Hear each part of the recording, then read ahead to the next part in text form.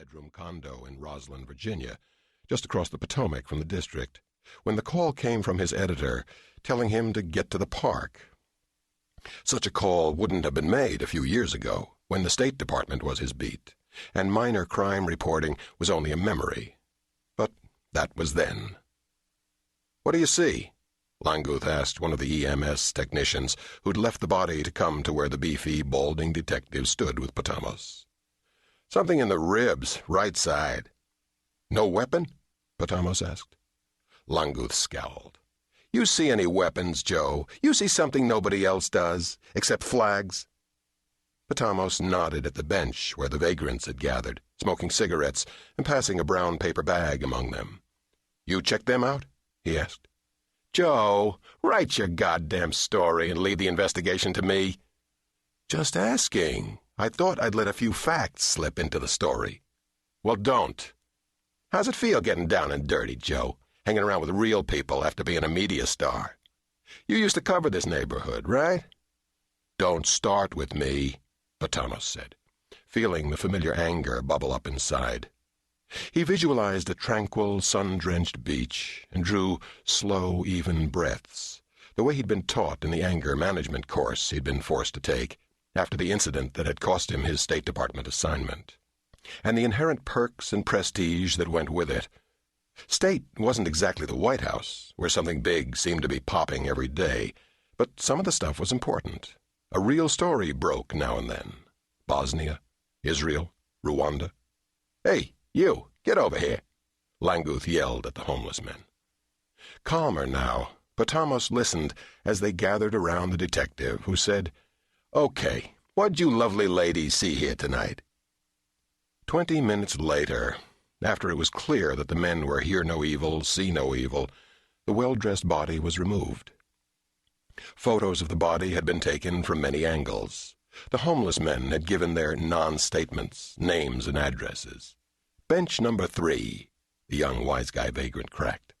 A search of the immediate area had been conducted, and the crowd that had gathered had wandered away. "Buy you a drink?" Potamos asked Langguth. "No." "Suit yourself. What was in the deceased's wallet?" "Money, credit cards." "So, it wasn't a robbery gone wrong."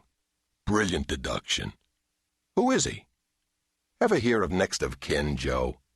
"I'll hold it until you say it's okay." "Yeah, right." "You know who you remind me of, Pete?" "Who?" "Willie Loman." "Who's he?" "Death of a salesman. Maybe just death. You ever see it?" "No. Is it out on video?" "Thanks for the usual wholehearted cooperation, Pete." "Always a pleasure, Joe. How come you never offer to buy me a drink when I'm off duty?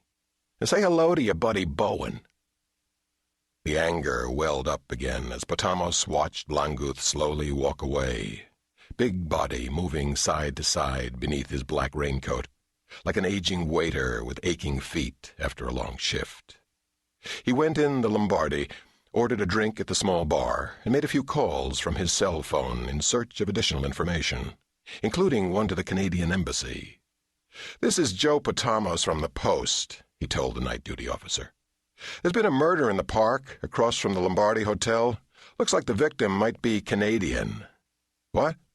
"No, I don't know who the victim was, but I figured maybe somebody from your embassy was supposed to be there tonight, but didn't show up, and, Huh? "A man, middle-aged, nicely dressed. Wore a tie with little Canadian flags on it, and, Huh? "No. I just thought I'd give it a try." "No, I don't know his name." "Yeah, thanks." He tried to reach a contact in the coroner's office in the hope of getting an ID on the deceased, but was told he was away on vacation. He silently cursed Langguth for not at least giving him a name, then filed the story, what little there was of it, and went to his condo in Roslyn, where Jumper greeted him as though he were a raging success. He called Roseanne at her apartment on Capitol Hill.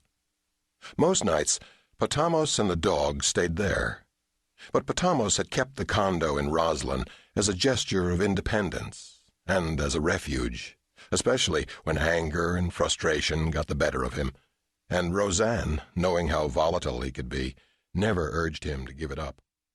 Smart girl, Miss Blackburn.